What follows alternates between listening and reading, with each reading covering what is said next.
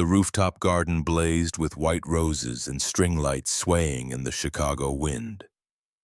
40 guests stood as the bride appeared, and the city sprawled below them like a kingdom of glass and steel catching the late afternoon sun. Elena Whitmore wore ivory silk that moved like water. Her dark hair fell in waves over bare shoulders. No veil, no train, just her walking toward a man in a tuxedo who looked like he'd forgotten how to breathe. Darius Brennan stood at the altar, 6 feet 2 inches of quiet strength wrapped in midnight black fabric. His hands were steady at his sides, the hands of a man who'd learned not to shake no matter what life threw at him. But his eyes told a different story. They were wet, between them shifting her weight from foot to foot in a purple dress that matched the flowers she clutched. 6-year-old Iris Brennan grinned so wide her face might split. She wore sparkly shoes that caught the light with every movement and a crown of white roses someone had woven into her thick black curls. The officiant, a silver-haired man with kind eyes, opened his mouth to speak. "Do you, Darius Brennan, take Elena Whitmore to be your lawfully wedded wife, to have and to hold from this day forward, for better or worse, for richer or poorer, in sickness and in health, until death do you part?" The moment hung there, suspended, perfect. Darius's voice came out rough like gravel and honey mixed together. "I do." The crowd exhaled. Someone in the back row dabbed at her eyes with a handkerchief. Margaret Whitmore, Elena's mother, stood stiff as a statue in her Chanel suit, but even she couldn't quite hide the tremor in her chin. "And do you, Elena Whitmore, take Darius Brennan?" Iris's voice cut through, high and clear and absolutely certain. The kind of interruption that would play in everyone's memory later, the one that made the moment real. "Daddy says rainbows connect sad people to happy ones. He says when you see a rainbow, it means someone who loved you is telling you it's okay to smile again." The camera seemed to pull back then, higher, wider, taking in the whole scene. The wedding party frozen in that impossible moment. The city spread out below, the sky beginning to shift toward evening gold, and then everything stopped, froze. Like someone had pressed pause on the entire universe. White text appeared across the frozen image, simple and stark, 3 months earlier. The alarm clock screamed at 5:30 a.m. and Darius Brennan's hand shot out to silence it before the sound could wake Iris. Muscle memory. 4 years of this routine had trained his body to move in the dark without thought.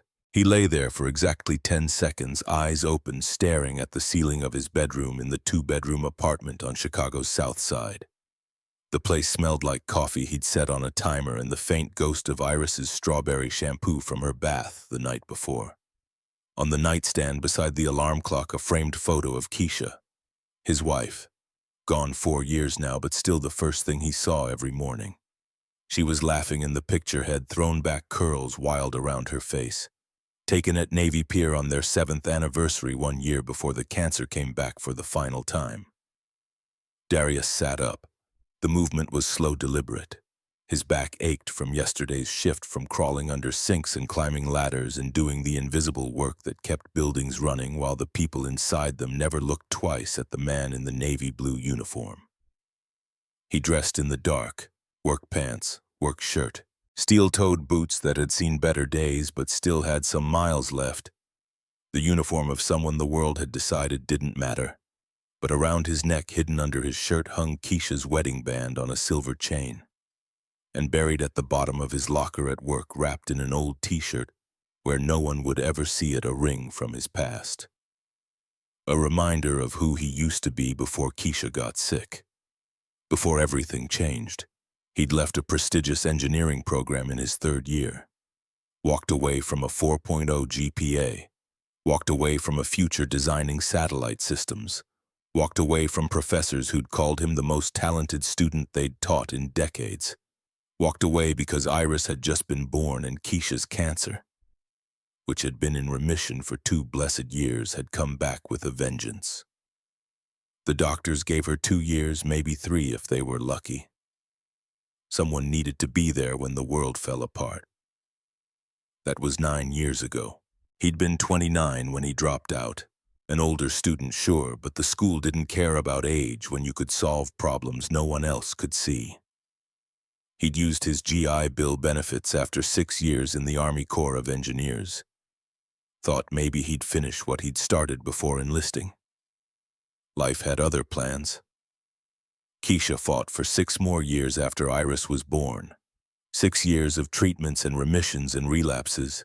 6 years of Darius working night shifts and weekend construction and online tutoring to pay for the experimental therapies insurance wouldn't cover. 6 years of watching the woman he loved wage war against her own body while their daughter learned to walk, to talk, to understand that Mama was sick but still loved her fiercely. She'd held on long enough to see Iris turn 2. Long enough to teach their daughter how to say Mama and Rainbow and I love you more than the sky. Then she'd let go. 4 years Darius had been keeping his promise to her. 4 years of working 3 jobs. Maintenance at Chase Technologies, driving for Uber, tutoring physics online. Trying to stay afloat under $87,000 in medical debt, while raising a daughter who asked questions he didn't always have answers for. He moved through the apartment quiet as a shadow, made breakfast, packed Iris's lunch in the pink lunchbox with butterflies on it, poured coffee into a travel mug that said, "World's Best Dad" in fading letters. A gift from Iris last Father's Day, painted at some craft store event Mrs. Rodriguez had taken her to. Mrs. Rodriguez, their neighbor, 68 years old and made of pure, stubborn kindness. She watched Iris before school and after, charged him almost nothing and refused to hear any argument about it. "That baby needs stability," she'd said when Darius had tried to pay her more. "You give her that, I give you peace of mind. We're even." At 6:15, Darius pushed open Iris's bedroom door. The room exploded with color even in the dim morning light. Rainbow drawings covered every wall, taped up, pinned up, blue-tacked up. Some were careful and precise, others were wild swirls of color. All of them were signed in Iris's careful handwriting, Iris Brennan, age 6. She was curled up in her bed, buried under a comforter printed with clouds and stus. One arm wrapped around a stuffed rabbit that was missing an ear.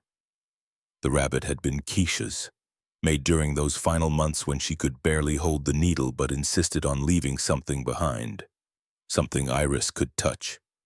"Baby girl," Darius whispered. "Time to wake up." Iris stirred. Her eyes opened, brown and bright and so much like her mother's it hurt. She smiled, sleep soft and gentle. "Morning, Daddy." "Morning, sunshine. Got your favorite for breakfast." "Pancakes." She sat up suddenly, alert. "Pancakes." She scrambled out of bed, a blur of pink pajamas and tangled curls. Darius caught her, pulled her into a hug that she returned with the fierce intensity only 6-year-olds could manage, like she was trying to squeeze all the love in the world into one embrace. They ate together at the small kitchen table, pancakes with too much syrup and cut-up strawberries. Iris chattered about a drawing she was working on at school, something about rainbows and bridges and a story her teacher had read about colors having feelings. "Miss Anderson says rainbows appear when the sun and rain work together." Iris explained, syrup on her chin, like they're friends even though they're different. "That's right." Darius wiped her face with a napkin. "Opposites can work together, can make something beautiful. Like you and Mama." The question landed soft but hit hard. Darius set down his coffee. "What makes you say that, baby?" "Mrs. Rodriguez showed me pictures. Mama was in college. You were in the army, but different places, opposite things. But you met and made me." She said it so matter-of-factly, like love was just a math problem where opposites added up to something new. "Yeah," Darius said, his voice thick. "Exactly like that." By 7:00 a.m. they were out the door. Darius dropped Iris at Mrs. Rodriguez's apartment 2 floors down. The older woman appeared in a floral housecoat, arms already open for Iris, who crashed into her like a small, enthusiastic hurricane. "You behave for Mrs. Rodriguez," Darius said, kneeling to Iris's level. "And remember, rainbows are everywhere if you look for them." Iris finished parroting the phrase Keisha used to say. I know, Daddy. I always look. He kissed her forehead, breathed in the scent of her strawberry shampoo and childhood and everything good that was left in his world. Then he left for work, job number 1. Chase Technologies occupied 47 floors of gleaming steel and glass in downtown Chicago. The building rose like a monument to innovation and wealth, its windows reflecting clouds and sky, and the suggestion that anything was possible if you were smart enough, bold enough, rich enough. Darius entered through the service entrance at 7:30 a.m. His badge read Maintenance, Darius Brennan in plain black letters. He scanned it at the security checkpoint, nodded to the guard who never looked up, and headed for the locker room in the basement. The building hummed around him, HVAC systems breathing, elevators rising and falling, the mechanical heartbeat of a structure most people took for granted. But Darius heard it all, understood it. Could diagnose problems from sound alone after 3 years of working here, 3 years of being invisible. He changed into his coveralls, clipped his radio to his belt, grabbed his equipment case. Around him, other maintenance workers did the same. Jose, who handled electrical, Marcus, who did carpentry, Dwayne, who managed the trash and recycling. They nodded to each other, exchanged brief good mornings. But they didn't talk much. Everyone here had their own struggles, their own reasons for taking jobs that paid enough to survive, but not enough to dream. Darius's first call came at 8:15. Third floor, jammed printer. He took the service stairs, avoiding the main elevators where employees in expensive suits and designer dresses flowed upward toward their offices and their important meetings and their lives that would never intersect with his. He fixed the printer in 4 minutes. Didn't make eye contact with the admin assistant who'd called it in. Didn't speak except to say all set before leaving. Invisible. The day unfolded like every other. Leaky faucet on 7, flickering lights on 12, broken lock on a conference room door on 23. He moved through the building like a ghost, present but unseen, necessary but unacknowledged. At lunch, he sat in the service stairwell between floors 9 and 10 and ate the sandwich he'd packed. Peanut butter and jelly because it was cheap and didn't need refrigeration. He checked his phone. A text from Mrs. Rodriguez. Iris is fine. Drew 3 rainbows today. Quite the artist. He smiled, texted back a heart emoji and a thank you. Then he opened his banking app, checked the balance he checked every day even though the number never changed much. $1,247.32 due in checking. $83.16 in savings. The medical debt from Keisha's final years of treatment, $87,432. The number sat there on the screen like a boulder he'd been pushing uphill for 4 years. Every month he paid what he could. Every month the interest ate most of it. Every month the boulder rolled back down. He closed the app, finished his sandwich, got back to work. The afternoon blurred into evening. At 6:00 p.m. his shift at Chase Technologies ended. He clocked out, changed back into street clothes, and headed for job number 2. Uber driver. 5 nights a week, 6:00 p.m. to 10:00 p.m. He drove a 10-year-old Honda Civic that rattled and burned oil but still ran. Picked up strangers. Took them where they needed to go. Listened to their conversations, their lives, their problems that seemed so big to them but felt distant to him. A couple arguing about wedding plans. A businessman shouting into his phone about quarterly projections. A young woman crying quietly in the back seat, mascara running while she texted someone who clearly wasn't texting back. Darius drove, stayed quiet, collected fares. At 10:00 p.m. he parked the Civic in the garage under his building, checked his earnings for the night. $127.50. Minus Uber's cut, minus gas, minus wear and tear on a car that wouldn't last forever. He sat there in the driver's seat for a moment, letting exhaustion wash over him. His back ached. His eyes burned. But he wasn't done yet. Job number 3. He climbed the stairs to his apartment, kissed a sleeping Iris on the forehead where she'd crashed on the couch waiting for him, carried her to bed. Then he settled at the kitchen table, opened his laptop, and logged into the online tutoring platform. 10:30 p.m. to midnight, physics, calculus, sometimes chemistry. High school students struggling with concepts he could explain in his sleep. College kids panicking before exams. He charged $35 an hour, taught under a username Professor B. No video, just screen sharing and voice. No one needed to see his face. No one needed to know that the man explaining quantum mechanics was the same man who'd spent the day unclogging toilets. Tonight he had one student, a sophomore at Northwestern struggling with thermodynamics. Darius walked him through entropy and energy transfer, made it simple, made it clear. The kid understood, thanked him profusely. "You're really good at this," the student said, "like you should be teaching at a university or something." Darius's smile was invisible over the audio-only call. "Just happy to help. Good luck on your exam." He logged off at 11:47 p.m., checked his bank account, added the night's earnings, $1,389.98. Still not enough. Still nowhere close. He closed the laptop, sat in the kitchen in the dark. The apartment was quiet except for the hum of the refrigerator and the distant sound of traffic outside. On the wall beside the table, Iris had taped her latest drawing, a rainbow bright and hopeful with two stick figures underneath holding hands. One tall, one small, labels in crayon, Daddy and Iris. Darius stared at it, felt something crack in his chest, some wall he'd built to get through the days and nights and the endless grind of survival.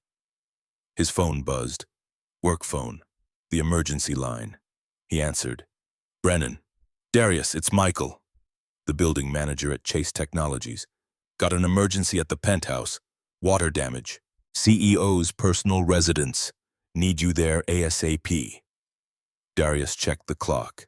11:47 p.m. "On my way." He grabbed his keys, left a note for Mrs. Rodriguez in case Iris woke up, drove back downtown through empty streets. The penthouse, 47th floor, Elena Whitmore's private residence. He'd been up there before for routine maintenance, but never this late, never for an emergency. The building was tomb quiet when he arrived. Security waved him through. He took the service elevator, watching the numbers climb, 47 floors up, a different world. The elevator doors opened to a private hallway, marble floors, recessed lighting, abstract art on the walls that probably cost more than Darius made in a year. He approached the penthouse door, knocked twice. No answer. Michael had given him the access code. He punched it in, heard the lock click, pushed the door open. "Ms. Whitmore, maintenance. Got a call about a leak." Silence. The penthouse was stunning. Floor-to-ceiling windows overlooking the Chicago skyline. White walls, minimalist furniture arranged with mathematical precision. Everything cold and perfect and untouched, like a museum, like no one actually lived there. Darius moved through the space, his repair kit slung over one shoulder. Found the kitchen. State-of-the-art appliances, marble countertops, and there in the corner a slow drip from the ceiling. Water damage spreading across the pristine white paint. He set down his tools, turned toward the maintenance closet where the access panel would be. But he opened the wrong door, not the maintenance closet, the other door, the one that led deeper into the penthouse, and there on the kitchen floor in silk pajamas with her arms locked around her knees was Elena Whitmore. The CEO who ran a billion-dollar tech company. The woman who appeared in Forbes magazine and terrified boardrooms. The ice queen who never smiled, never wavered, never showed a crack in her armor. She was crying, not quiet tears, not dignified sadness. Full-body sobs that shook her shoulders and made her gulp for air like she was drowning. On the counter beside her, a birthday cake, chocolate frosting. A single candle burned down to a nub. Pink-piped letters that read, "Happy 9th birthday, Sophia."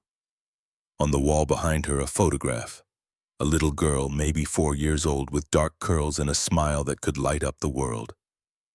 She wore a yellow dress and held a rainbow pinwheel frozen forever in a moment of pure joy. Elena's head jerked up. Her eyes met Darius's. Mascara streaked down her porcelain face like war paint dissolving in defeat. For 3 seconds, neither of them moved. Darius's repair kit hit the floor, metal clanging against tile, shattering the sacred silence. Elena didn't scream, didn't order him out. Her voice came out broken barely above a whisper. Please forget what you saw here. But Darius couldn't speak, couldn't move, because he knew that look in her eyes. He'd seen it in his own mirror every morning for 4 years. The look of someone who'd lost the person they loved most, and had no idea how to keep living anyway. He saw the bracelet on her wrist, small, sized for a child's hand, worn smooth from years of being touched, worried, held onto like a lifeline. He saw the journal on the counter beside the cake, pink cover, stick figure drawings on the front. He saw her, really saw her. Not the CEO, not the billionaire, not the woman in the magazines, just another human being drowning in grief. His throat was dry. I'm sorry. The building manager said the kitchen. I thought... She held up one hand, cutting him off. Her face went blank. All traces of emotion locked away behind a mask so perfect it could have been carved from ice. The leak is in the other room, through that door. Her voice was mechanical now. Dead. Fix it and leave. She turned away from him, her spine rigid, and began gathering up the birthday cake with trembling hands, despite her best efforts to control them. Darius wanted to say something, wanted to acknowledge what he'd witnessed, but he'd learned enough about grief to know that sometimes the kindest thing you could do was pretend you hadn't seen someone shatter. So he picked up his tools, walked to the correct door, and spent the next hour replacing a corroded pipe beneath the sink. The whole time, the image of Elena Whitmore crying alone on her kitchen floor burned itself into his memory. When he finished, she was gone. The cake was gone. The photograph remained, but it had been turned to face the wall, as if even that small connection to the past was too much to bear. He left a handwritten note on the counter with his work order number and drove home through streets that felt emptier than before. The morning came too soon. 5:30 a.m. and Darius was up again, moving through the routine. But something had shifted. Some door in his mind had opened that he couldn't close. He kept seeing her, the most powerful woman in the building, reduced to nothing by the weight of loss. He kept seeing the bracelet, the journal, the birthday cake for a daughter who would never grow old. At breakfast, Iris noticed, "Daddy, you're quiet. Just tired, baby. Was work hard? Work is always hard." He forced a smile.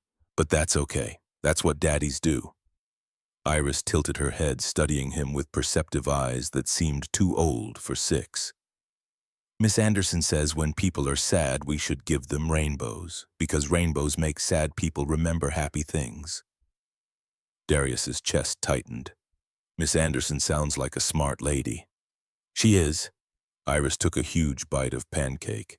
"Daddy, yeah. If I drew a rainbow for someone sad, would you give it to them?" He looked at his daughter.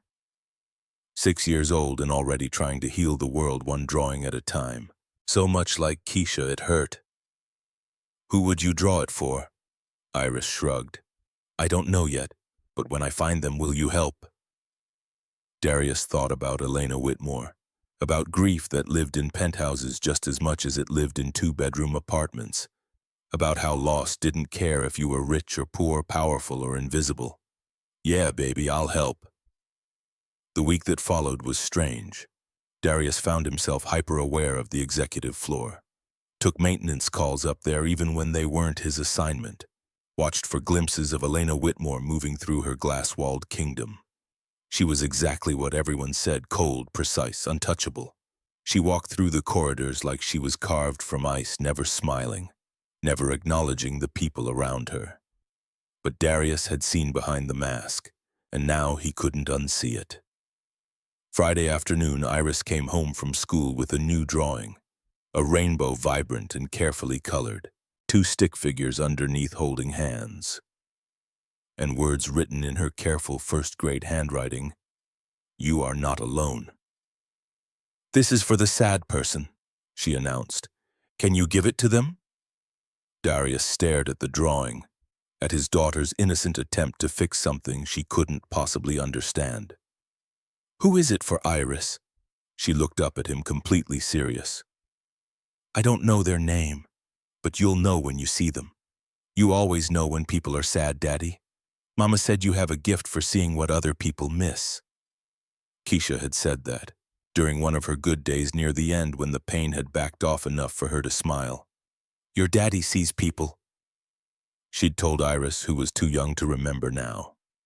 Really sees them. That's his superpower. Darius took the drawing, felt the weight of it, the impossible ask it represented. But Monday morning before his shift started, he rode the elevator to the executive floor with the drawing tucked inside a manila envelope. The administrative assistant Vivian Sterling looked up from her desk with the practiced smile of someone who dealt with interruptions all day. She was maybe 45, impeccably dressed with sharp eyes that missed nothing. Can I help you? I need to deliver something to Ms. Whitmore. It's personal. Vivian's eyebrows rose. Her smile sharpened into something calculating. Ms. Whitmore doesn't accept personal deliveries. Darius met her gaze steadily, didn't waver. She'll want this one. Trust me. Something in his expression must have convinced her because after a long moment she took the envelope. I'll see that she gets it. Darius tried not to think about it for the rest of the day. Focused on his work orders, stayed busy enough that his mind couldn't wander. But at 4:30 that afternoon, his supervisor called him into the office with an odd expression. You've been requested. Penthouse. Ms. Whitmore specifically asked for you. His heart kicked hard against his ribs. He took the work order, noted the vague description minor repair needed, and headed for the elevator with the feeling of walking towards something inevitable. The penthouse was different in daylight. Sun streamed through the floor-to-ceiling windows, making the white walls glow, transforming the space from a mausoleum into something almost welcoming. Elena stood at the window overlooking the city, still wearing her work clothes but with her jacket draped over a chair. Her shoulders were less rigid than the night he'd found her. More human somehow. She didn't turn when he entered. There's nothing broken. Darius stopped in the middle of the room, his tools in hand, waiting. After a long moment, Elena turned to face him. Her eyes were red-rimmed but dry, and she was holding Iris's rainbow drawing like it was made of glass. Your daughter drew this. It wasn't a question, but Darius nodded anyway. She wanted you to have it. She thought you looked sad. Elena's fingers traced the stick figures at the bottom of the page. The two hands joined together in crayon solidarity. Children see things adults miss. They haven't learned to look away yet. She moved to the kitchen, the same kitchen where Darius had found her crying, and set the drawing down carefully on the counter. Then she did something unexpected. She pulled out a photograph from her pocket. Not the one from the wall, but a smaller one worn soft at the edges from being carried everywhere. This is Sophia. She held it out. Darius approached slowly like he might with a wounded animal and took the photo. The little girl was beautiful. 4 years old, maybe 5, with Elena's dark curls and a smile that lit up the whole world. She wore a yellow dress and held a rainbow pinwheel frozen forever in a moment of pure, uncomplicated joy. Elena's voice was steady now, like she'd been holding these words inside for so long that they needed to come out or suffocate her. She loved rainbows. Every time it rained, she'd run to the window and wait for one to appear. She believed they were magic bridges that connected sad people to happy ones. Darius handed the photo back carefully, understanding now why Iris's drawing had broken through Elena's defenses. What happened? He wasn't sure he had the right to ask, but Elena sank into one of the kitchen chairs, suddenly looking exhausted. Car accident, 5 years ago. I was driving. We were going to her ballet recital. She paused, her hands gripping the edge of the table. A truck ran a red light. I walked away with bruises. She didn't walk away at all. The words fell into the space between them like stones into water, creating ripples that spread and spread. Darius pulled out the chair across from her and sat down, giving her silence to fill or not whatever she needed. After a moment, Elena continued. My ex-husband now blamed me. Said I was distracted checking work emails while driving. Maybe he was right. Maybe if I'd been paying more attention, I could have swerved differently, done something, anything. Her laugh was bitter. The divorce was final 6 months after we buried her. He moved to Boston, started a new family, got a chance to try again. I just stayed here, kept working, kept pretending that if I could just build something big enough, successful enough, it would fill the hole she left behind. She looked at him, then really looked at him, and Darius saw past the CEO, past the ice queen, to the mother who'd lost everything. Obviously, that's working out great. Darius thought about the last 4 years of his life, about the nights he'd spent staring at Keisha's clothes in the closet, unable to donate them or throw them away. About the times he'd caught himself setting the table for 3 people instead of 2. About how he'd thrown himself into being the perfect single father, as if loving Iris hard enough could somehow make up for her not having a mother. After my wife died, I thought the pain would kill me, he said, his voice rough with memory. Some days I almost wished it would, except I had Iris depending on me. For a long time I just went through the motions. Wake up, feed her, drop her off at daycare, work, pick her up, make dinner, help with homework, bedtime, repeat. I was so focused on surviving that I forgot how to actually live. Elena looked at him with those dark, haunted eyes. Does it get easier? The question hung in the air between them, honest and raw. Darius considered lying, offering her the comfortable platitudes people had offered him. Instead, he told her the truth. No, but it gets different. The grief doesn't shrink, you just grow around it. And some days you find moments where you can breathe again without it hurting quite so much. They sat in silence for a while. 2 people who'd loved and lost, who'd been crushed by the weight of it, and were somehow still standing. Outside, the sun was setting, painting the sky in shades of orange and gold. Elena finally spoke again, her voice softer now. I haven't said her name out loud in 3 years, Sophia. My brother, he keeps trying to get me to talk about her, to see a therapist, to join a support group. But every time I try, it feels like I'm letting her go. Like if I stop hurting, it means she didn't matter. Darius understood that logic because he'd used it himself, had worn his grief like armor to prove that Keisha had been real and important and worth mourning. Iris asks about her mom sometimes, he said quietly, and I've learned that talking about the happy memories doesn't mean I'm forgetting the C ones. It just means I'm letting Keisha exist in more than one dimension. She was more than how she died. She was how she lived too. Elena wiped her eyes with the back of her hand, a gesture so unguarded it made her look younger, more human. I don't know how to do that. Be normal again. Let people in. She was everything, my whole world. When she died, I died too. She gestured at herself at the pristine penthouse at the empire she'd built. This is just a ghost going through the motions. Darius leaned forward, his calloused palms clasped on the table. Then maybe it's time to start haunting differently, not alone, not in silence. The words surprised him as much as they seemed to surprise her. This wasn't his business. He was just the maintenance guy, the invisible man who fixed broken pipes and changed light bulbs. But somehow in this moment, sitting across from a woman who'd forgotten how to be anything except perfect and in control, he felt like maybe he could offer something more valuable than plumbing skills. Maybe he could offer proof that it was possible to survive the unsurvivable. That grief didn't have to be a solitary sentence. Before Elena could respond, before either of them could second-guess what was happening, Darius's phone buzzed. A text from Mrs. Rodriguez. Iris asking for you. Wants to show you something important. He stood reluctantly. I should go. My daughter. Wait. Elena stood too suddenly, looking uncertain, like someone who'd forgotten how to ask for what she needed. Could you bring her here sometime, your daughter? I'd like to thank her for the drawing, in person.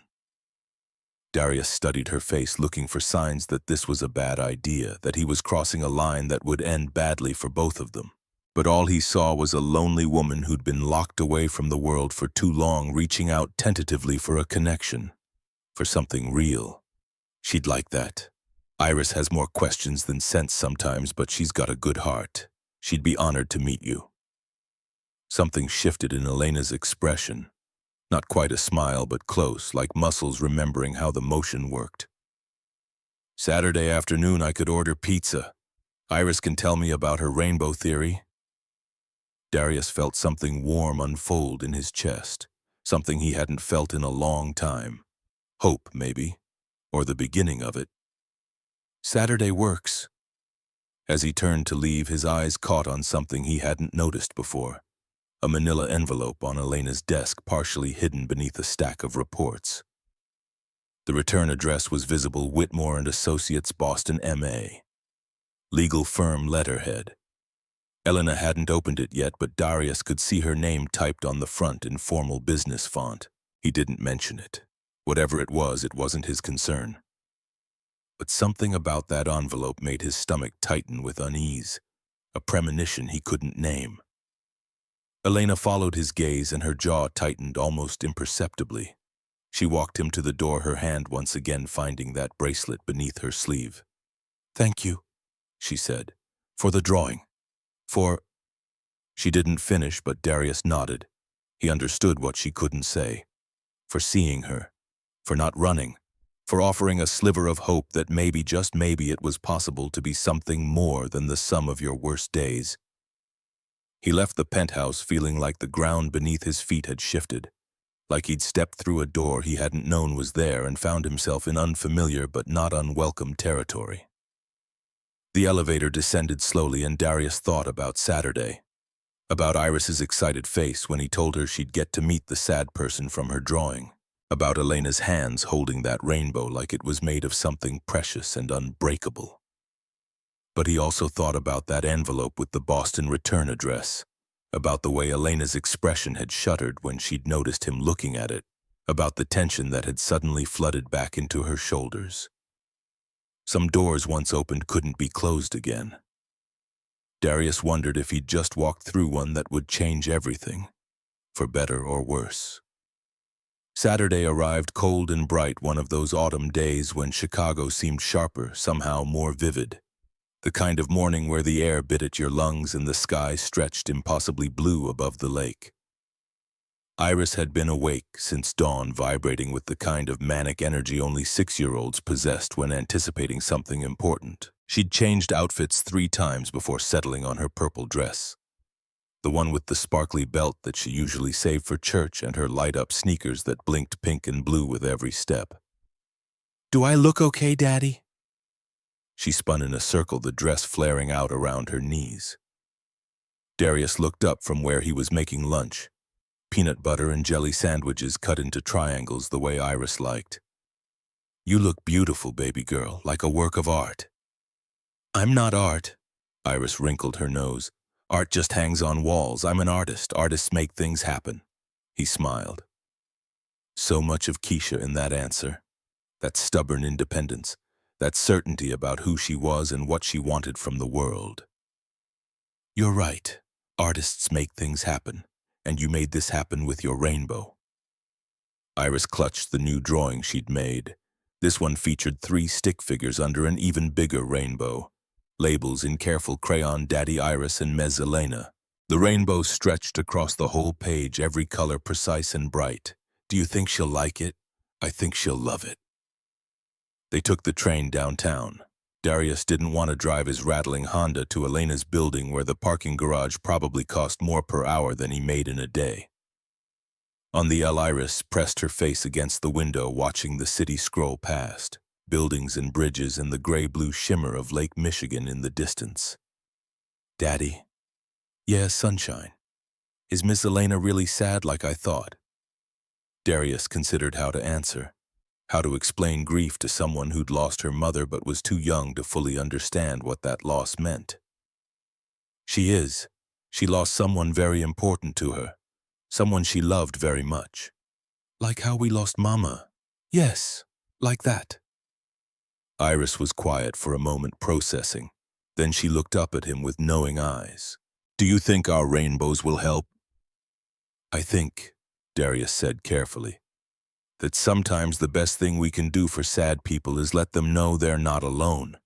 Your rainbows do that. They remind people that someone cares. Then I'll keep making them." She said it with such fierce determination, such absolute certainty that love could be drawn in crayon and delivered on paper. They got off at Washington Street and walked the 3 blocks to Chase Technologies. The building rose above them, all glass and steel, an impossible height. Iris tilted her head back, trying to see the top. That's where you work. That's where I work. It's really tall. 47 floors. Wow. She grabbed his hand.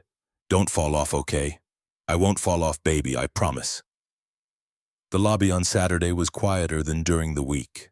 No rush of employees flooding in and out, just the weekend security guard who looked up from his magazine and nodded as Darius signed them in. They took the elevator up. Iris's sneakers blinked with every small shift of her weight. Her grip on Darius's hand was tight. Are you nervous? He asked. A little. What if she doesn't like me? She's going to love you. How could she not? The elevator climbed. 30 floors, 35, 40. The numbers ticked upward, and Darius felt his own nerves starting to surface. This was crossing a line. Not just professionally, though, that was certainly part of it, but personally. Opening a door between two worlds that were never supposed to touch. But he'd already opened it the night he'd seen Elena crying on her kitchen floor. And she'd opened it further by asking them here. Some doors once opened couldn't be closed. The elevator dinged. 47th floor. Elena was waiting at the penthouse door when they stepped into the private hallway. She wore jeans and a soft gray sweater, no suit, no armor, and her dark hair fell loose around her shoulders instead of pulled back in its usual severe style. She looked younger like this, more real, more human. Hi. Her voice was uncertain. You must be Iris. But Iris didn't give Darius time to manage introductions. She launched forward, words tumbling out in one breathless rush. Hi, I'm Iris, and I'm 6 years old, and I drew you another rainbow because Daddy said you liked the first one, and that's a really pretty bracelet, and are you really a queen? Elena blinked, clearly startled by the onslaught. And then something miraculous happened. She laughed. Actually laughed. A sound so genuine and surprised that it transformed her entire face. The Ice Queen melted. The CEO disappeared. What was left was just a woman who'd forgotten what joy sounded like and was remembering in real time. I'm not a queen, Elena said, still smiling. But thank you. I love your dress. Purple is a wonderful color. Iris beamed and held out her drawing. This one's even better. See, there's you and me and Daddy, and we're all standing under the rainbow, so the sad feelings can wash away. Elena took the drawing with careful hands, studying it like it was a masterpiece in a museum. Her eyes went bright with tears, but she was smiling too. And when she looked up at Darius, he saw something in her face that made his breath catch. Gratitude, yes, but also something deeper. Recognition. A mirror of his own struggle to keep living when living hurt so much. It's perfect, Elena said softly. Seriously, the most beautiful rainbow I've ever seen. Would you like to help me hang it on my refrigerator? Iris nodded enthusiastically and took Elena's offered hand, like they'd known each other forever. Just like that, the barrier dissolved. Darius followed them inside, watching as his daughter's natural exuberance slowly chipped away at Elena's careful composure. Iris chattered about school and her art teacher and her friend Mia, who could draw horses really well, and how she wanted to paint her whole room rainbow colors, but Daddy said that was too much. Maybe not the whole room, Elena said, pulling magnets from a drawer. But one wall could be nice, an accent wall. What's an accent wall? It's when you paint one wall a different color to make it special. Iris's eyes went wide. Can we do that, Daddy? Can we make my room have an accent wall? Darius smiled. We'll talk about it. That means maybe, Iris whispered to Elena loud enough for him to hear. That means we'll see, Darius corrected, which is different from maybe. How? Maybe means there's a chance. We'll see means I need to think about it first. Elena laughed again, twice in 10 minutes. Darius was starting to think Iris might actually be magic. By the time the pizza arrived, pepperoni, because Elena had asked what Iris liked, and Iris had declared pepperoni the best pizza in the universe. They'd established that Elena had never had a pet, but always wanted a dog that she could say hello in 6 different languages, and that she thought rainbow sprinkles were superior to chocolate sprinkles on ice cream. See, Daddy, Iris said through a mouthful of pizza. I told you rainbow sprinkles are better. You did tell me that, Darius agreed. Many times. They ate at the kitchen island, the same kitchen where Darius had found Elena broken just days ago. But today it felt different, lighter, like sunlight had found its way into corners that had been dark for too long. Iris swung her legs under the stool, talking between bites. About her teacher, Miss Anderson. About the Rainbow Bridge theory. About how her mama was in heaven with the angels and how she missed her but knew she was watching. The conversation flowed easy. Elena asking questions with genuine interest. Iris answering with the fearless honesty of childhood. And then over a half-eaten slice of pepperoni pizza, Iris asked the question Darius had been dreading. Do you have any kids, Ms. Elena? The room went very quiet. Darius opened his mouth to redirect to save Elena from having to answer, but she held up one hand, stopping him. She set down her pizza carefully, wiped her hands on a napkin, and looked at Iris with an expression that was both sad and serene. I did. I had a daughter named Sophia. She would have been 9 years old now. Iris processed this with the matter-of-fact acceptance children brought to difficult truths. Did she go to heaven with my mommy? Elena's voice wavered. Yes, I think she did. Iris nodded, satisfied with this answer. That's good. Mommy needs friends too. She gets lonely sometimes. Daddy told me. She paused, tilting her head. Do you get lonely? Elena glanced at Darius, her eyes shining, and he saw the exact moment she decided to stop pretending. Yes, I get very lonely. Iris slid off her stool and walked around the island to where Elena sat. Without asking permission, she climbed into Elena's lap and wrapped her arms around her neck in a fierce hug. You don't have to be lonely anymore. Me and Daddy are good at keeping people company. Right, Daddy. Darius's throat was too tight to answer right away. He watched Elena's face crumple, watched her arms come up slowly to hold his daughter, watched tears slip down her cheeks as she buried her face in Iris's curls. It was the kind of moment that felt too private to witness and too important to look away from. Right, he managed. We're pretty good at that. They stayed for hours. Iris insisted on showing Elena her entire collection of drawings which Darius had brought along in a folder. Elena examined each one with genuine interest, asking about color choices and inspiration. They talked about Iris's favorite books and Elena's favorite memories of Sophia and how both girls had loved stories about magic. At some point they ended up on the floor of the living room, Iris demonstrating her very serious technique for drawing perfect clouds while Elena and Darius sat on the couch watching. Thank you for this, Elena said quietly, her voice meant only for him. For letting me... She trailed off, but Darius understood what she couldn't say. For letting her be human again. For giving her a reason to feel something other than grief and guilt and the crushing weight of survival. She's got a gift for seeing people, he said. Really seeing them, not just the masks they wear. He paused, then added, she thinks you're special. Elena's smile was tremulous but real. The feelings mutual. They watched Iris work in comfortable silence for a moment before Elena spoke again. I've been thinking about what you said, about grief making us grow around it rather than shrinking. I want to try. I want to... She took a shaky breath. I want to stop punishing myself. Sophia wouldn't want this. She'd want me to be happy, to live, to let people in. I know that. I've always known it. I just didn't know how to start. Darius turned to look at her fully. Start small. Start with pizza on Saturdays and rainbow drawings on your fridge. Start with saying her name and remembering the good parts. Start with letting yourself be more than your pain.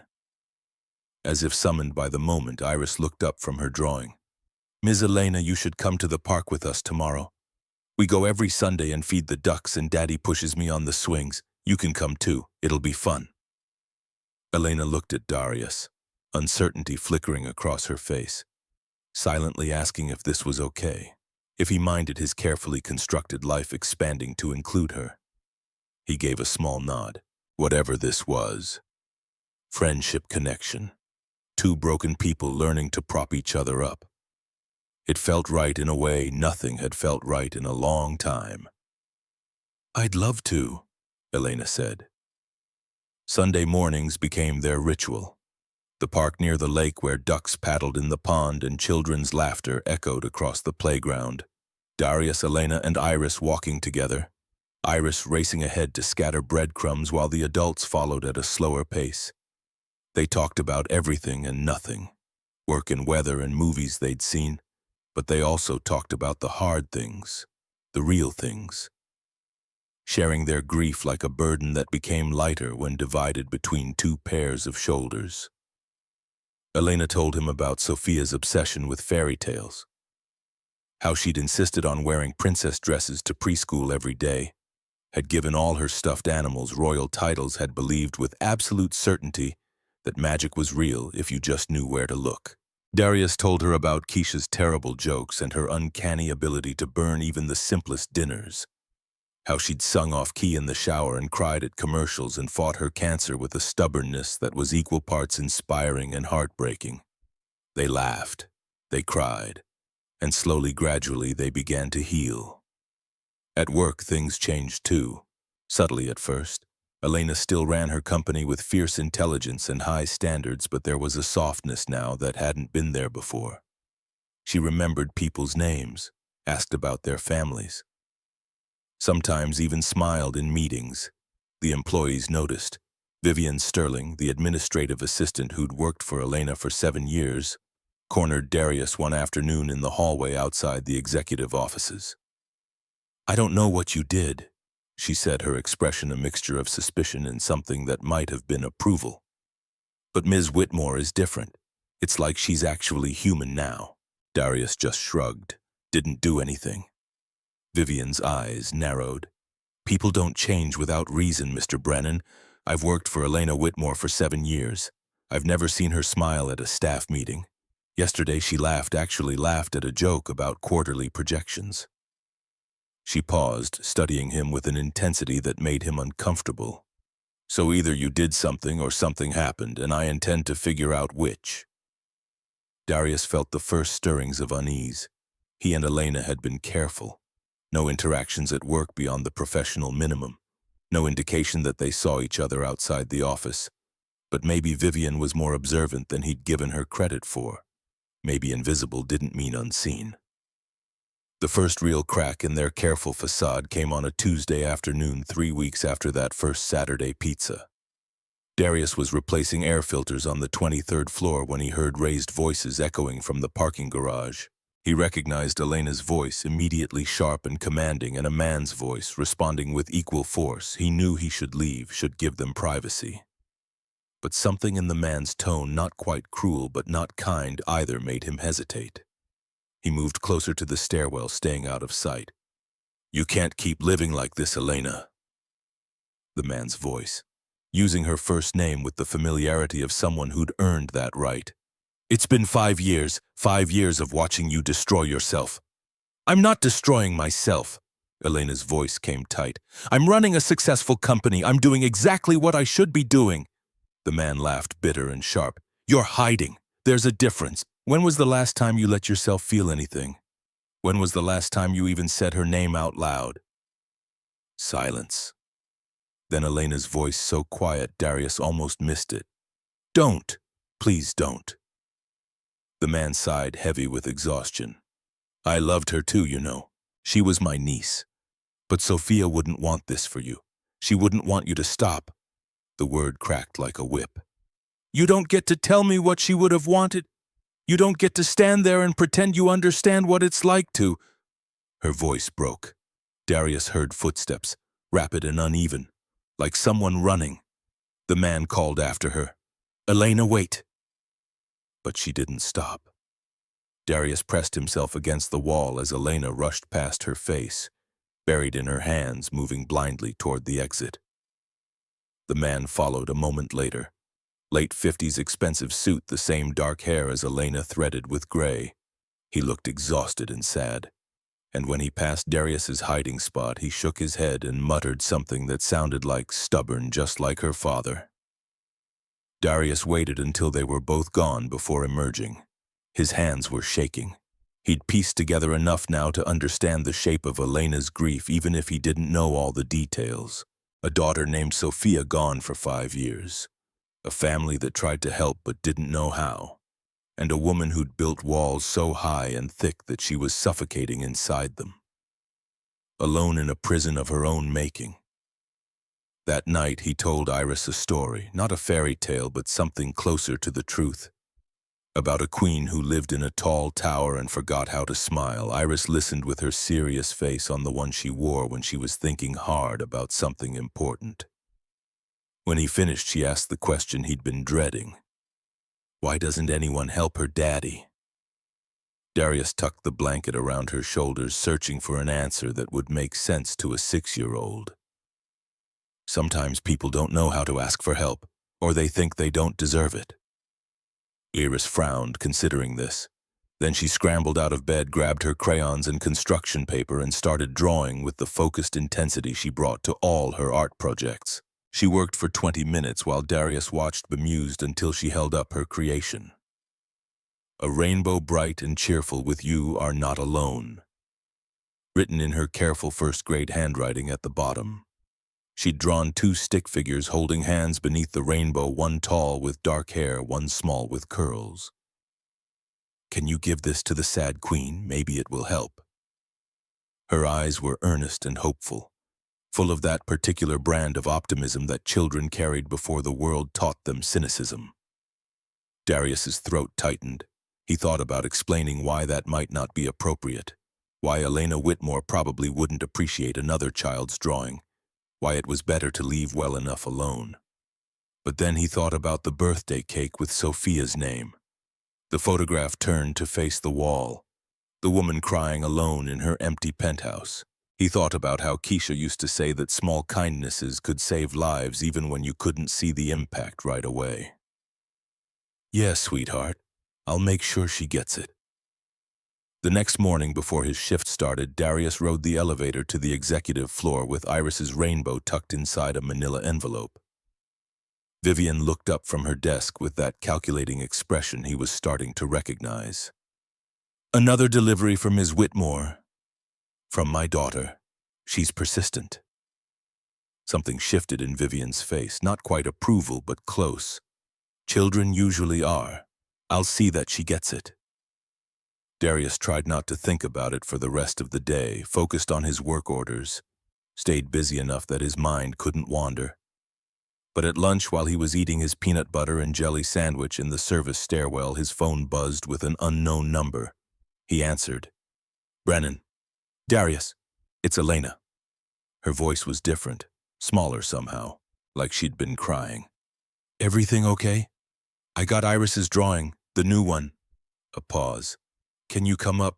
When you have a moment, I need to talk to you about something. The unease that had been simmering in his gut all week suddenly spiked. I'll be there in 10. The penthouse felt different when he arrived, colder despite the autumn sunlight streaming through the windows. Elena stood at the window overlooking the city, her arms wrapped around herself. She didn't turn when he entered. My brother came to see me yesterday. Elliot, you probably heard us arguing. So Darius had been right. The man in the parking garage was family. I heard voices, didn't mean to eavesdrop. He's worried about me. Has been for 5 years. He thinks I'm... She stopped, started again. He thinks I'm having some kind of breakdown, that I'm not coping well. Are you... Elena turned to face him. Her eyes were red-rimmed but dry. I don't know. I've been in survival mode for so long I've forgotten what coping is supposed to look like. She moved to the kitchen, to the counter where both of Iris's rainbow drawings were now displayed, propped up against the backsplash like art in a gallery. This morning I did something I haven't done in 3 years. I went into storage, the closet where I've kept everything I couldn't bear to look at since Sophia died. She pulled out a small pink journal, the one Darius had seen that first night. stick figure drawings on the cover. I bought this for her right before the accident. She'd just learned to write. I haven't been able to open it since she died. Elena held it out. Darius took it carefully, feeling the weight of grief and memory and 5 years of avoidance in his hands. Read the last entry, the one from the day before she died. He opened the journal to the final page. The handwriting was childish but careful, each letter formed with concentration. Today, Mommy was sad. She had to work a lot, but I'm not mad. I told her I love her no matter what. She hugged me so tight and cried a little. She said, I love you more than the whole world, Sophia Bug. Tomorrow is my ballet show. I'm going to dance so good so Mommy smiles again. When I grow up, I want Mommy to be happy. Even if I'm not there, she should be happy. That's what I wish. Darius felt his throat close. He looked up to find Elena staring at the journal like it might burn her. Read the rest, the earlier entries. He flipped through pages of childhood observations, drawings of rainbows and hearts and stick figure families. One entry caught his eye. Mommy came to my school today. All the kids said she's pretty. I'm lucky. I made Mommy a picture of a rainbow. She put it on the fridge. She said it made her feel better. Elena's voice cracked. Sophia wanted me to be happy, even if she wasn't there. That was her last wish, for me to smile again.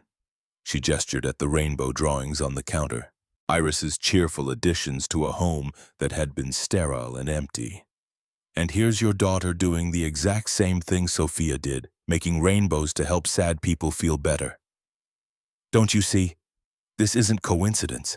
This isn't me using Iris to replace Sophia. This is... She couldn't finish. Darius set the journal down and pulled her close. This is Sophia giving you permission. Permission to live. Permission to love again. Permission to let someone else in. Elena sobbed against his chest. 5 years of guilt and grief and self-punishment finally breaking through the dam she'd constructed. Darius held her while she shattered, thinking about Iris's simple wisdom. That the people we lose become stars, that they watch over us, that they send us new people to love so we're never alone. When Elena finally pulled back, her eyes were red but clearer than he'd seen them. I've been honoring Sophia's memory by being miserable. That's not what she would have wanted. She was 4 years old and she understood better than I did. So what do you want to do? Elena took a shaky breath. I want to fight. Not just for the company, but for this. For us. For the chance to actually live instead of just existing. The word hung there between them. Us. Something had shifted. They'd crossed from friendship into something more, something neither of them had names for yet, but both recognized. Darius's phone buzzed. A text from Mrs. Rodriguez. Iris fell at daycare. Not serious, but asking for you. His heart jumped. I have to go, Iris. Go! Elena's hand found his, squeezed. Call me when you know she's okay. He nodded and ran. The daycare was only 6 blocks from his apartment. Darius made it there in 4 minutes, his mind conjuring worst-case scenarios the entire way. Mrs. Rodriguez met him at the door. She's fine, just scared. Fell off the monkey bars. Iris sat on the couch with an ice pack on her forehead and tear tracks on her cheeks. When she saw Darius, she burst into fresh sobs. Daddy! He scooped her up, checking her over. No blood, no obvious injuries, just a goose egg forming on her forehead and the terror that came from falling when you didn't expect it. You're okay, baby girl, you're okay. It hurt, she whimpered, and I was scared you wouldn't come. I'll always come, always, no matter what. He held her until she calmed, until her breathing evened out, until she pulled back with that resilient smile children somehow managed even when hurting. Can we still go to the park tomorrow with Ms. Elena? Darius kissed her forehead. We'll see how you feel tomorrow. But tomorrow came, and while Iris's bruise had bloomed spectacular purple, her spirits were undampened. They went to the park. Elena brought hot chocolate. They fed the ducks and pushed Iris on the swings and pretended for a few hours that life was simple. It was the last simple day they'd have for a while. Because on Monday morning, everything changed. Darius arrived at work to find Vivian waiting for him at the service entrance. Her face was grim. "We need to talk, not here. Coffee shop across the street, 15 minutes.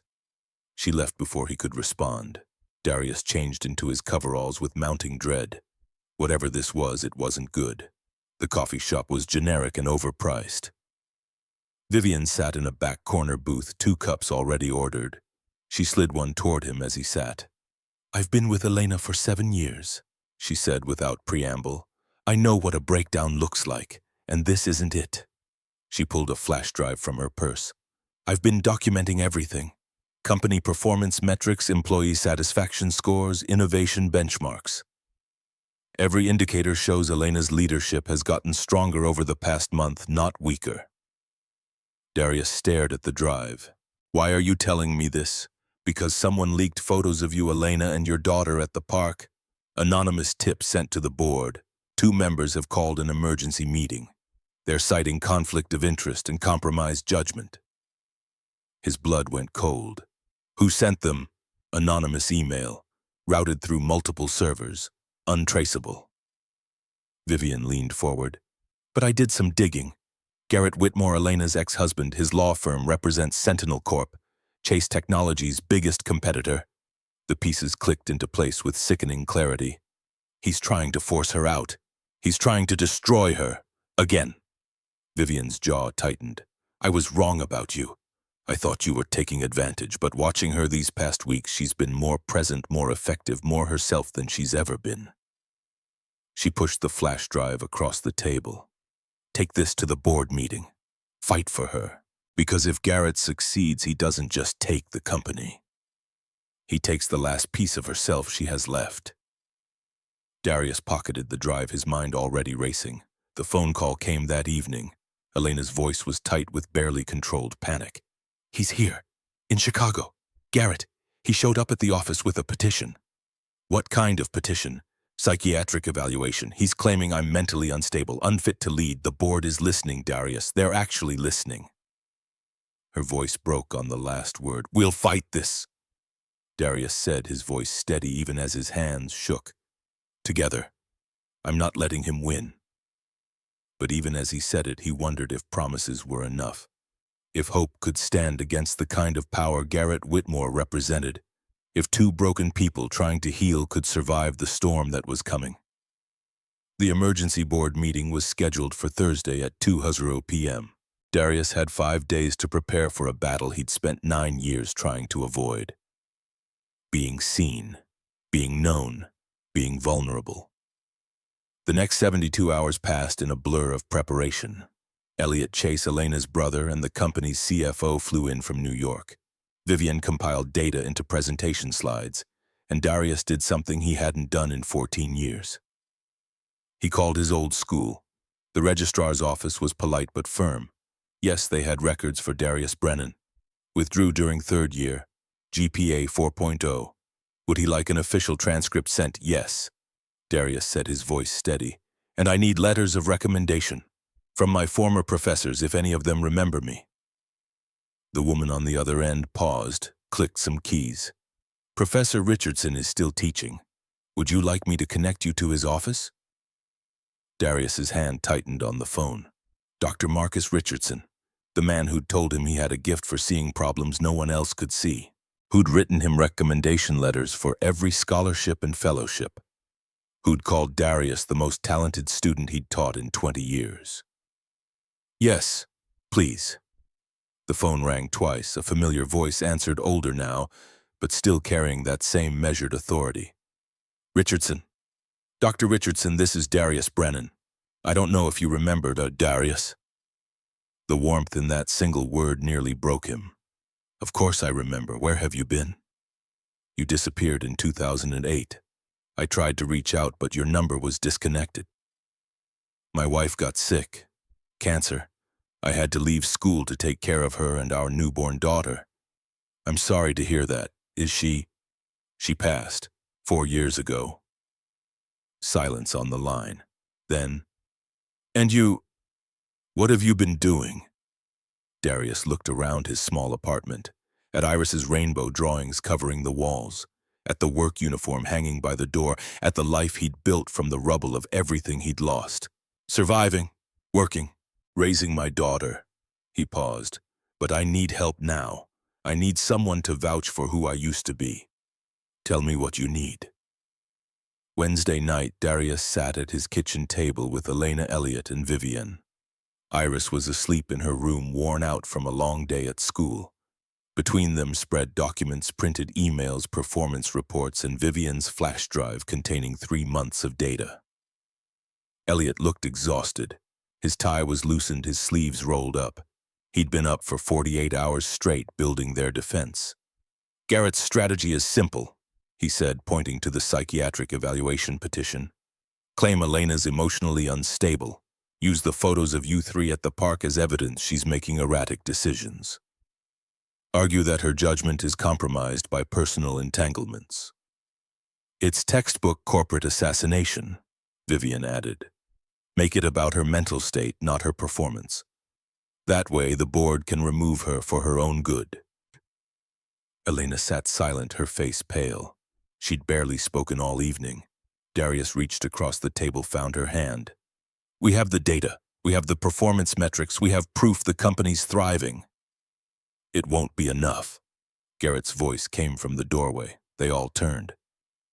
Garrett Whitmore stood there in an expensive suit, his expression a mixture of contempt and something that might have been satisfaction. Tall, polished, every inch the corporate lawyer who'd built a career on destroying opposition. How did you get in here? Darius was on his feet, moving between Garrett and the hallway where Iris slept. The building has terrible security. Anyone can tailgate through the front door.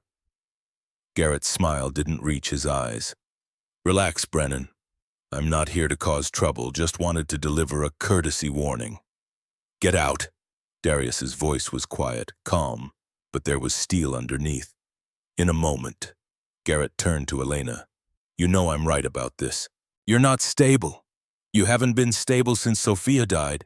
This relationship, he gestured at Darius with obvious disdain, is just another symptom of your breakdown. You don't know anything about what I am. Elena's voice was low. I know you're using this man and his daughter to fill the hole Sophia left. I know you're not thinking clearly, and I know that come Thursday the board will agree with me. Elliott stood. Unless you have legal business here, you need to leave now. Garrett pulled an envelope from his jacket, set it on the table. This is a settlement offer. Resign as CEO. Take a generous severance package. Get the help you need, or fight me Thursday and lose everything, including whatever dignity you have left. He walked to the door, paused. You destroyed our family once, Elena. I'm not letting you destroy the company too. Then he was gone. The silence he left behind felt toxic. Elena picked up the envelope with shaking hands, opened it. Inside was a settlement agreement worth $20 million and her immediate resignation. She dropped it like it had burned her. Maybe I should just take it. Save everyone the trouble. Save you. She looked at Darius. From being dragged into my mess. No. His voice was firm. We fight. Why? Elena's eyes were wet. Why do you care? You barely know me. You have Iris to think about, your job, your life. Why risk all of that for someone who's probably going to lose anyway? Darius thought about the answer for a long moment. Thought about all the reasons he could give, about justice and dignity and doing what was right, but the truth was simpler. Because I spent 9 years hiding who I was afraid to be seen. I watched my wife die knowing I could have been doing something that mattered, changing the world. But instead I was just trying to keep her comfortable. I don't regret that choice, but I regret hiding afterward. I regret letting fear make me invisible. He met Elena's eyes. You made me remember that being seen isn't weakness, and I'm not letting Garrett make you invisible again. Elliott cleared his throat. Then we need to be ready for everything. Garrett's going to come at Darius hard, question his motives, his background, his relationship with Elena. Let him. Darius's voice was steady. I've got nothing to hide anymore. Thursday arrived cold and gray. The kind of morning where the sky pressed down heavy and the wind cut through your jacket straight to bone. Darius dropped Iris at Mrs. Rodriguez's early, kissed her forehead, held her maybe a second longer than usual. "You okay, Daddy? You seem worried." "Just got some important work today, baby girl." "Are you helping Ms. Elena?" "Trying to." Iris grabbed his face with both small hands, looked at him with perceptive eyes. "You're the bravest person I know. You can do anything." Keisha's words coming out of their daughter's mouth, it nearly broke him. "I love you, sunshine. Love you more." The board meeting was held on the 47th floor in the executive conference room. Glass walls overlooking the city. A long table of polished wood that probably cost more than Darius made in a year. Leather chairs for 16 people. Elena arrived first, flanked by Elliot and Vivian. She wore a navy suit, her armor firmly in place, but Darius could see the tremor in her hands when she set down her briefcase. The board members filed in. Thaddeus Calhoun, the senior board member, took the head of the table. Distinguished, white-haired, probably 70, the kind of man who'd built his career in an era when certain assumptions about people went unquestioned. Garrett arrived with his lawyers, 3 of them, sleek and predatory, and then surprisingly a 4th person, a psychiatrist, Dr. Raymond Foster according to his credentials, here to provide expert testimony on Elena's mental state.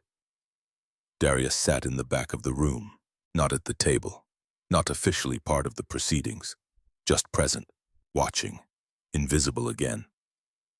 Thaddeus called the meeting to order. "We're here to address concerns about Ms. Whitmore's fitness to continue as CEO of Chase Technologies. Mr. Whitmore has filed a petition requesting psychiatric evaluation. The board will hear evidence and vote on whether such an evaluation is warranted." Garrett stood, smooth and confident. "Thank you, Mr. Calhoun. I'll keep this brief." He presented the case methodically.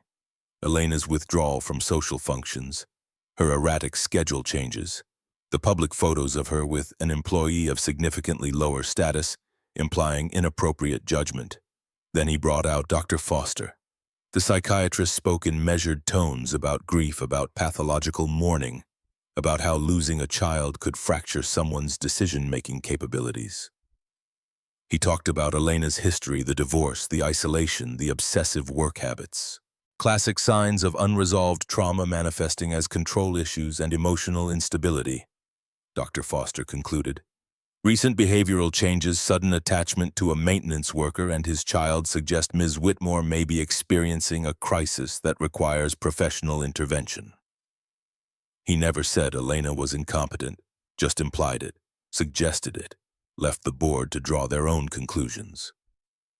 Garrett sat down looking satisfied. Elliot stood next, pulled up Vivian's presentation on the screen. Performance data tells a different story. Charts appeared. Revenue up 34% over the past quarter. Employee satisfaction at a 7-year high. Innovation metrics showing accelerated product development.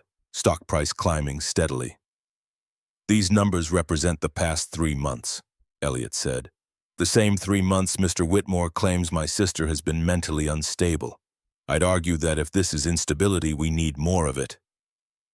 A few board members nodded, but Thaddeus Calhoun's expression remained neutral. "Personal life aside," Elliot continued, "Elena Whitmore has led this company to unprecedented success. Her decisions have been sound, her vision clear. There is no evidence, none, that her professional judgment has been compromised." He sat down. Garrett stood again. "May I call a witness?" Thaddeus nodded. "I'd like to question Mr. Darius Brennan, the maintenance worker at the center of this situation." All eyes turned to Darius. He stood, walked to the front of the room with the same calm he'd carried through 9 years of grief and struggle. Sat in the witness chair. Garrett's lead lawyer, a sharp-faced woman in her 40s, approached. "Mr. Brennan, you're in a relationship with Ms. Whitmore, correct?" "Yes." "And she's your employer? She owns the company I work for?" "Yes." "Don't you think that's inappropriate, a maintenance worker and a CEO?" Darius looked at her steadily. "I think 2 people finding each other after profound loss is human. My wife died 4 years ago. Ms. Whitmore's daughter died 5 years ago. We understand each other's grief in a way most people can't. Or, the lawyer countered, you saw an opportunity, a wealthy, vulnerable woman you could manipulate. No, no, come now, Mr. Brennan, you make what, 45,000 a year. And Ms. Whitmore is worth hundreds of millions. You expect us to believe you're not interested in her money. Darius's voice remained calm, level. I saw a woman crying alone on her kitchen floor on her dead daughter's birthday. I saw someone who'd been drowning for 5 years and finally found a reason to come up for air. My 6-year-old daughter drew her a rainbow because she could see what everyone else missed, that Elena Whitmore wasn't an ice queen or a robot. She was just someone who'd forgotten how to ask for help. The lawyer shifted tactics. You're just a maintenance worker, though. What could you possibly offer someone like Ms. Whitmore? And there it was, the question designed to diminish, to reduce him to nothing. Darius could have let it slide, could have stayed small and invisible and safe. Instead, he chose to be seen. I offer what everyone needs and no amount of money can buy, someone who sees them, really sees them, not just what they can provide or produce. He paused. I offered friendship when she had none.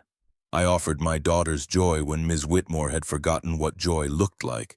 And yes, eventually I offered love, not because I wanted something from her, but because she deserved it. Garrett stood abruptly. This is very touching, but it doesn't change the facts.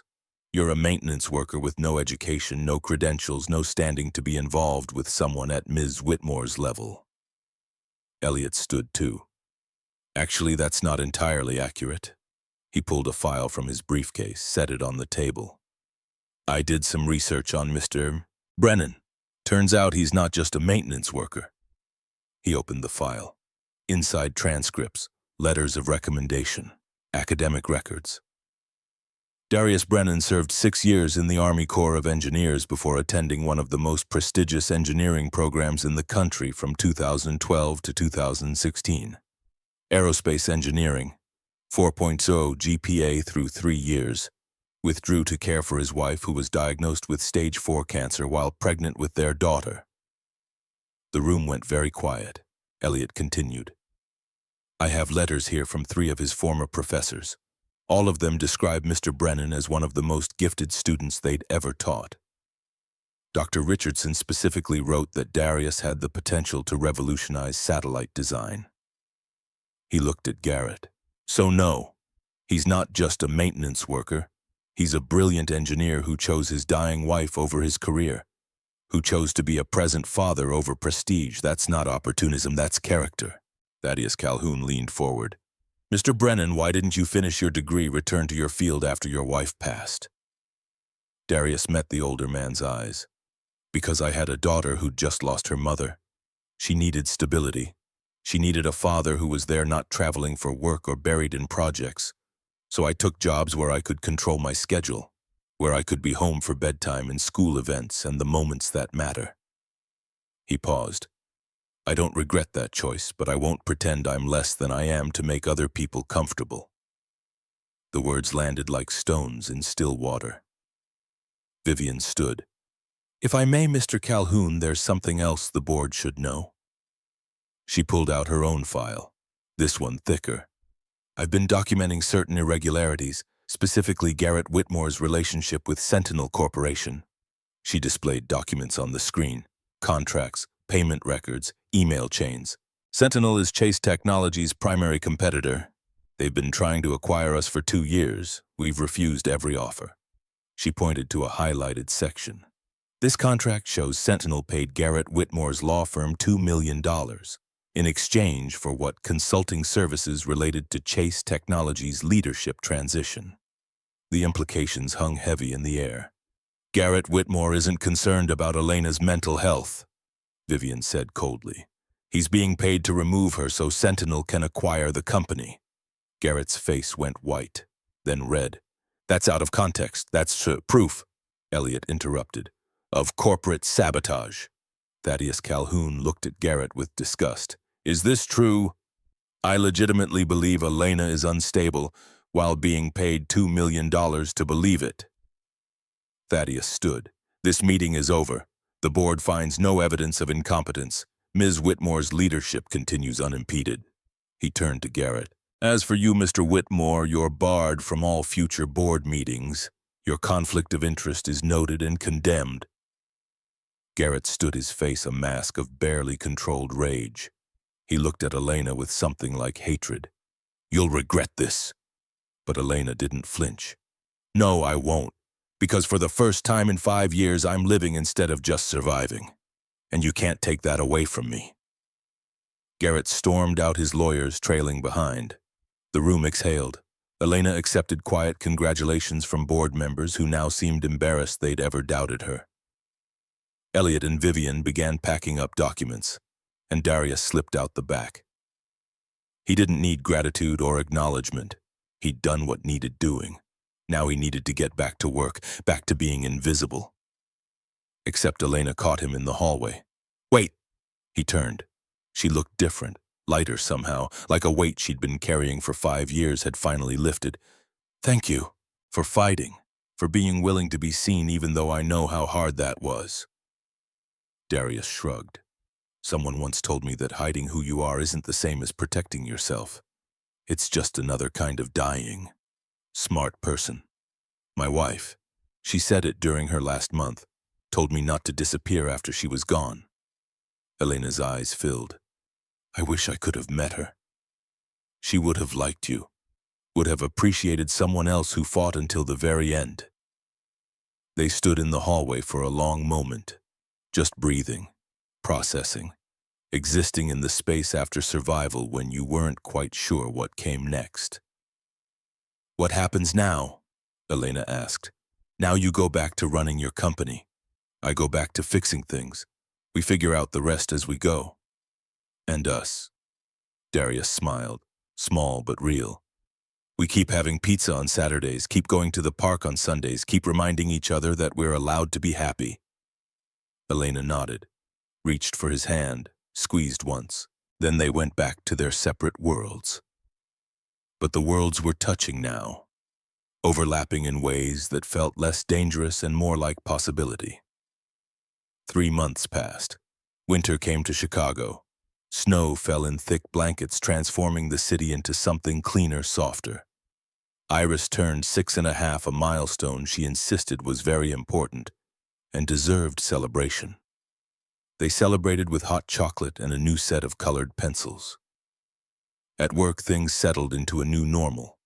Darius was offered a promotion, Director of Facilities Engineering, triple his current salary, an office on the 20th floor. He turned it down. Instead, he accepted a different position, technical advisor, part-time, flexible hours, enough money to finally start making real progress on the medical debt, but not so much that he had to sacrifice time with Iris. I learned what matters when Keisha was dying, he told Elena when she'd initially made the offer. It's not the title or the money. It's being there, being present. Elena had understood, had even smiled. That's why I knew you'd refuse, but I had to offer anyway.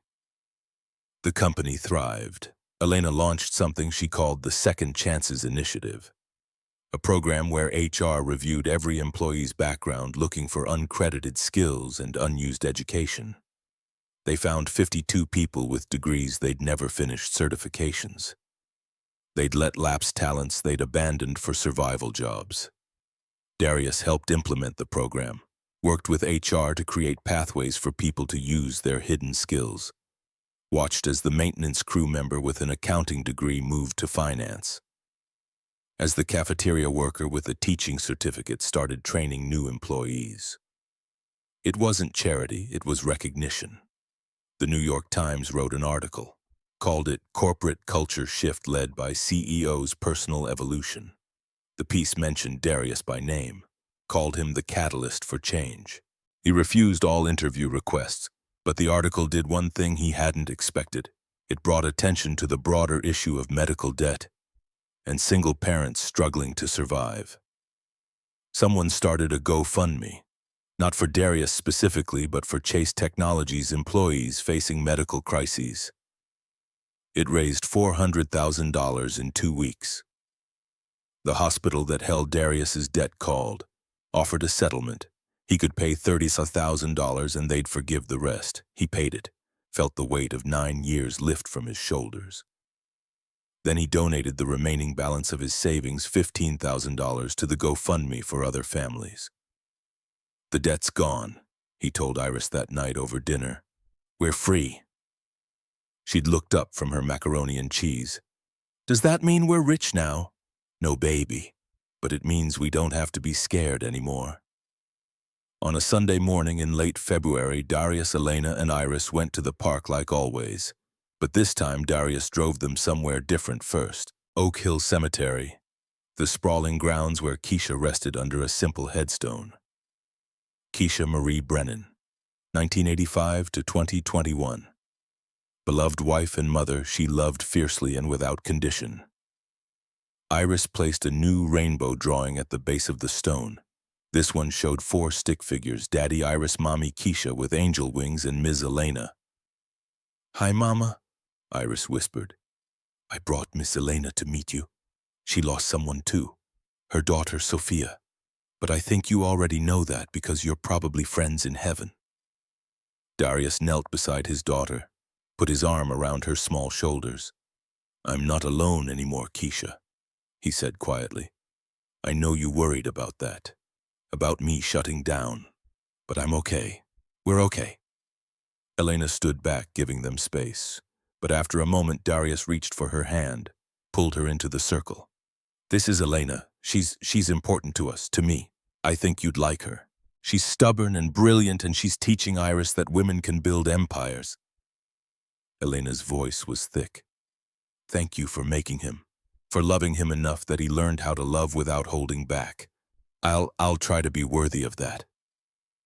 They stood there for a long time. 3 people and the ghost of a 4th, all learning how to exist in the same space without the jagged edges cutting each other to pieces. That afternoon, they drove to Elena's penthouse. She'd asked them both to come, said she had something important to share. Inside, the space looked different, warmer. Sophia's photograph was back on the wall, facing out now. Frames with pictures of Sophia throughout her short life covered the mantel, and mixed in between new photos. Of Iris, of Darius and Iris, of all 3 of them together. "I've been talking to my mother," Elena said, "actually talking, not just exchanging pleasantries." She pulled out a letter, handwritten, expensive stationery. She sent this, and it's an apology for signing Garrett's petition, for choosing social standing over her daughter, for being too proud to admit she was wrong. Elena's voice wavered. She said watching me fight reminded her of my father. He died when I was 12. Heart attack. Sudden. And she never really dealt with it, just buried the grief under etiquette and expectations. "Is she coming to visit?" Iris asked. "She is, next month." Elena looked nervous. "It'll be awkward. We have a lot to work through, but it's a start." Darius understood the weight of that, the courage it took to rebuild bridges you'd thought were burned beyond repair. They ordered pizza, sat on the floor like they always did. Iris drew while the adults talked, about work and family and the strange paths grief took you down. And then as the sun began to set, painting the Chicago skyline in shades of gold and amber, Iris looked up from her drawing. "Can we go to the park, just for a little bit?" Elena checked her watch. "It's getting dark. Please, I want to see if there are any ducks left." They bundled up, took the elevator down, walked the 3 blocks to the small park near Elena's building. The February air was sharp, but the sky had cleared. Cold and crisp and impossibly blue, and there, stretching across the skyline like a promise, was a rainbow. Faint but real, colors barely visible against the fading light, but unmistakably there. Iris stopped dead. "Look, Daddy, look." Darius stared. A rainbow in February, in Chicago, after a cold morning with no rain. "It's magic," Iris breathed. "Mama Keisha and Sophia are saying hi." Elena's hand found Darius's, squeezed tight. They stood there under that impossible rainbow, and Darius felt something shift in his chest. Some final piece of armor falling away. He'd been carrying 3 things in his pocket for a week. waiting for the right moment, the right sign, his father's dog tags. The ones passed down through 3 generations of men who'd served and survived and loved fiercely. Keisha's wedding band, the one he'd worn on a chain for 4 years, unable to let go but unable to keep carrying the weight alone. And Sophia's bracelet, the small purple beads Elena had finally taken off her wrist and given him. "For safekeeping," she'd said, "until it's time." He pulled them out now, held them in his palm where Elena and Iris could see. "3 people we loved," he said quietly. 3 reminders that love doesn't end. It just changes form and continues. He looked at Elena. At this woman who'd forgotten how to be human and had learned again through rainbow drawings and pizza Saturdays and the stubborn insistence that hope was possible. "Elena Whitmore, will you marry me? Will you build a family with Iris and me? Not to replace what we lost, but to honor it, by moving forward, by choosing to be happy even though we know how fragile happiness can be." Elena's tears were already falling. "Yes, God, yes, obviously yes." Iris squealed and threw her arms around both of them. "Can I be flower girl? Can we get a dog? Can we?" They were both laughing now, crying and laughing and holding each other under a February rainbow that shouldn't have existed but did. Because sometimes the universe gave you impossible things. Sometimes grief and joy existed in the same moment. Sometimes broken people found each other and built something new from the pieces. The rainbow faded as the sun set, but the 3 of them stayed there in the park holding each other until the first stars appeared. And somewhere above them, in whatever place the dead go to watch over the living, 2 women smiled. Keisha and Sophia, mothers who'd loved fiercely and left too soon, but who'd left behind people strong enough to keep going, brave enough to try again. Epilogue. The wedding. The rooftop garden blazed with white roses and string lights swaying in the Chicago wind. 40 guests stood as the bride appeared, and the city sprawled below them like a kingdom of glass and steel catching the late afternoon sun. Elena Whitmore wore ivory silk, no veil, no train, just her walking toward a man who looked like he'd forgotten how to breathe. Darius Brennan stood at the altar in a tuxedo, his hands steady, his eyes wet. Between them, Iris shifted in her purple dress and sparkly shoes, clutching flowers and grinning so wide her face might split. The officiant, Elliot, officiating his sister's second wedding with visible emotion, spoke about second chances and the courage to love after loss. The vows were simple, personal, honest. When it was time for rings, Iris stepped forward with the pillow. But instead of traditional wedding bands, there were 3 rings. A new ring from Darius's past, finally worn openly, Keisha's wedding band, placed on Elena's right hand, a promise to honor what came before. And a new ring, simple platinum, engraved inside with words only they would see. "Rainbows connect us." After the ceremony, after the kiss that made the guests cheer and Iris shout, "Finally!" There was a reception, good food, better wine, speeches that made people laugh and cry. But the moment that would be remembered, the one people would talk about for years, came when Iris stepped up to the microphone. She wore her flower crown slightly askew, held her note cards with hands that shook just a little, and spoke with the absolute certainty only children possessed. "Daddy says rainbows connect sad people to happy ones. He says when you see a rainbow, it means someone who loved you is telling you it's okay to smile again." She looked at Darius and Elena. "We're not sad people who got happy. We're people who were sad and learned to be happy together. That's different. That's better.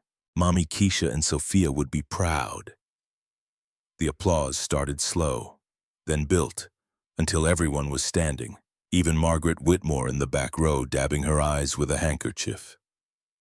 The reception continued into evening, dancing and laughter and the kind of joy that came from surviving the unsurvivable. As the sun set, Darius and Elena stood at the edge of the rooftop garden, Iris between them, looking out over the city that had witnessed their grief and their healing. "What now?" Elena asked softly. "Now we live," Darius said. "Really live. not just survive. They stood there as the sky turned from gold to purple to deep blue, as the first stars appeared, as the city lights began to glow, and in the distance so faint most people would have missed it, a flash of color against the darkening sky.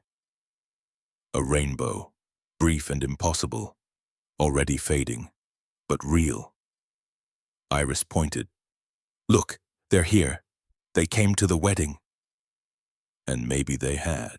Maybe some part of the people they'd lost was watching, smiling, giving them permission to be happy, or maybe it was just light and water and physics, but it felt like magic anyway.